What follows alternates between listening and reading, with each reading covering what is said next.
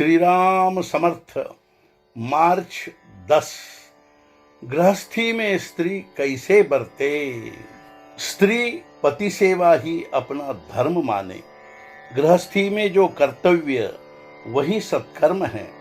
अंतःकरण में संतोष ही हमारी साधना है। सब सुखी रहे और नित्य नाम स्मरण करे। परिणाम यह होता है कि सभी प्रकार का सुख हमें प्राप्त होता है और घर बैठे बैठे भगवान की भी प्राप्ति होती है। स्त्री को कर्तव्य में तत्पर रहना चाहिए और मुख में राम नाम होना चाहिए। देह से सबकी सेवा करने से ही सबसे बड़ा लाभ होता है। परमात्मा ने जो जो दिया है वह संभाल के रखने में ही स्त्री की भलाई है और सबकी भलाई भी उसी में है।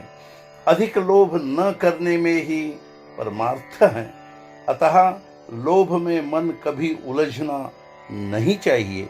निरंतर राम नाम जपना और किसी भी बात की ओर ध्यान न देना, गृहस्थी में संतोष रखना ही भक्त का मुख्य लक्षण है।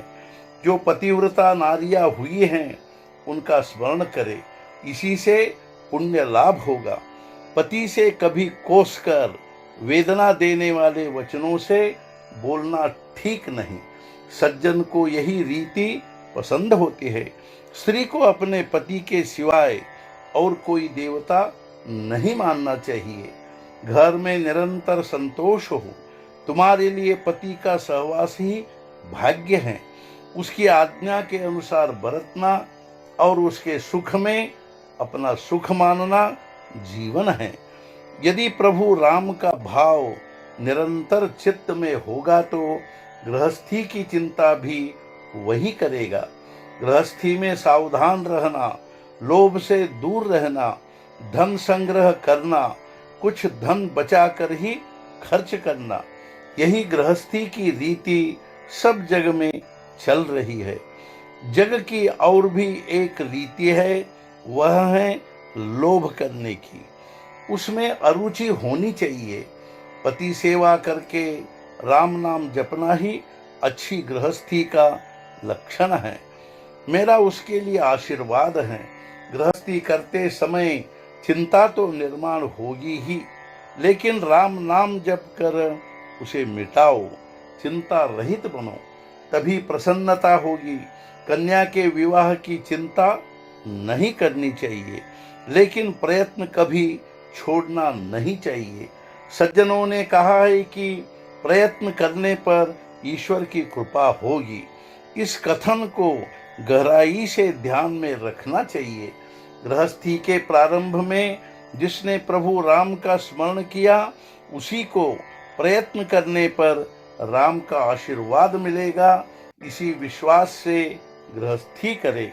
जो केवल दिखावे के लिए मधुर मधुर बोलता है, उस पर कभी विश्वास मत कीजिए। उसका बोलना तो विष है। ऐसे लोगों का सहवास नहीं करना चाहिए। मैं तुमसे कहना चाहता हूं कि जो दिखावटी है उस पर भरोसा मत करो। हमारा जीवन राम की सेवा के लिए है, अतः उसी के लिए उसे संजोए रखना चाहिए। मानापमान ही हमारी आपत्ति की जड़ें हैं। कोई भी काम करते समय मन शांत रखना चाहिए और व्यवहार दक्ष रहकर काम करे। जो नातेदार हैं उनका समाधान कर गृहस्थी करे, लेकिन उनके अधीन नहीं होना चाहिए। सबके साथ प्रेम से व्यवहार करे, लेकिन चित्त दुश्चित्त न होने दे। जो भी अतिथि आएगा उसे अन्नदान करे। किसी को भी खाली हाथ न लौटाए। व्यवहार करते समय भी प्रभु राम का अधिष्ठान अवश्य हो। आज का मुख्य विचार, राम पर विश्वास रखकर सुख से गृहस्थी करे।